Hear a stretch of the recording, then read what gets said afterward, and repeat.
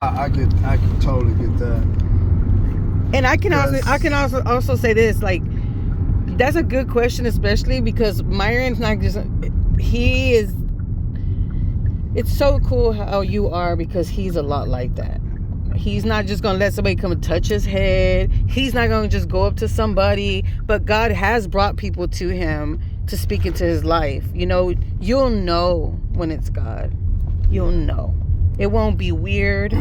It won't be like forceful. It would just, you'll just know. Like, this guy had a dad that was mad all his life.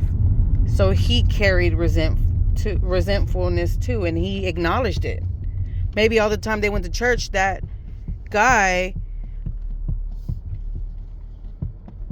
maybe he did pray to God to help his dad, you know, and then the time that he actually seen the change, he was like, shoot, I want that too. You know what I mean? So that's pretty cool that that son was still looking up towards his dad through all of this, right?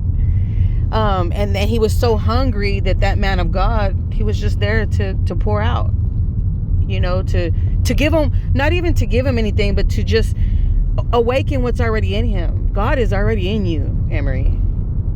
If he wasn't, you wouldn't be here, because he created you before he even put you in your mama's stomach.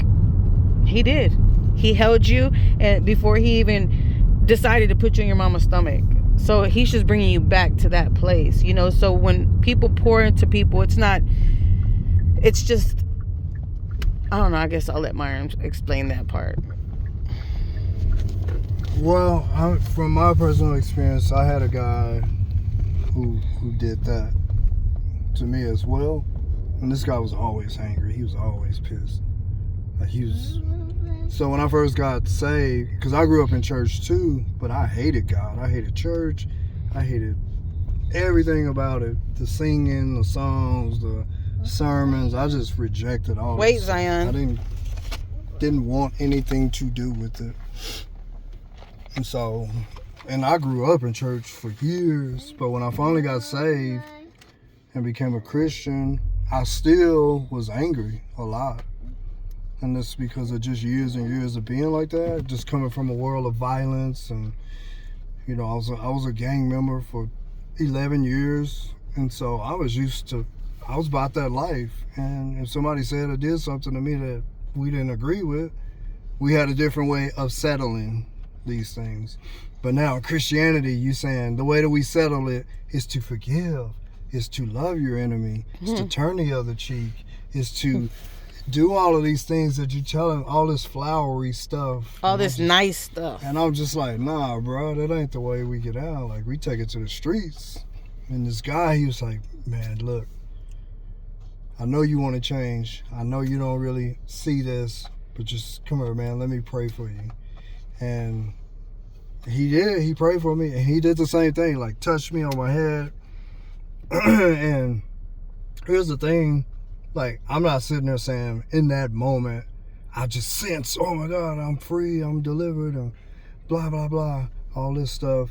All I know is that from that moment forward, God began to work on me and shift my attitude and my way that I thought and some of my negative thought patterns. And he even went further, like starting to trace it back to events from my past that were causing me to act this way. Because I had resentment toward my dad, now you act this way.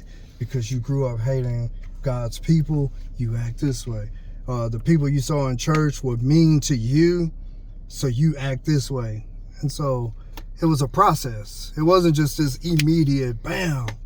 Because even after he prayed for me, I still acted up and still had fights and all that. And I was a Christian, I was still fighting people. But over time, it just got better and got better and got better.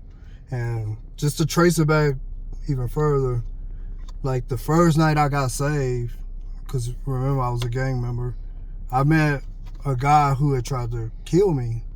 He had shot at me, he shot my car up, he shot up a house that I was in with an AK-47. And this guy tried to murder me, all this stuff. But now he was a Christian. And the first thing he asked me was to forgive him.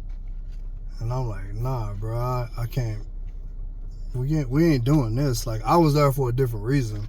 I was just trying to get some help, just trying to, you know, get off the streets, just trying to change my life around. I didn't come here to forgive him, but God had different plans. And he just had his hand out asking me to forgive him. And I just kept saying, no, I can't do that. I can't do that. And as I'm saying, I can't do that, something was just compelling me to reach for his hand. I can't even explain it, bro. Like, I'm just like, I can't do that. I can't do that. I can't do that. But I was doing it. And he grabbed my hand and he like, bro hugged me. And then I just like broke down crying. And I remember this voice saying, like, you'll never be the same. Yeah. And it was true. That was the first time I heard God. And that was 20 years ago. So that was my moment of revelation with God. So, like I said, I believe it. I believe it can, like, for some people, just immediately dissipate and fire away and float away, and then be immediately released from that anger, bitterness, resentment. But they still have to walk it out. Yeah. They still have to have a chance to be offended or be angry so that they themselves can know that they do a different thing, act a different way, to see, hey, I really am free. Yeah. I used to act this way in that situation. I used to react like this when this would happen. In a minute, okay? But now look at the way that I do. I used to fight. I used to tell, catch the square. Now I'm telling them, hey, catch this prayer square. Let's pray. Or, hey, brother, I forgive you. Or, hey, let me be the diffuser, the guy who de-escalates the situation instead of the, you know, the troublemaker. Now it's the peacemaker. Well, let me ask you a different question about anger.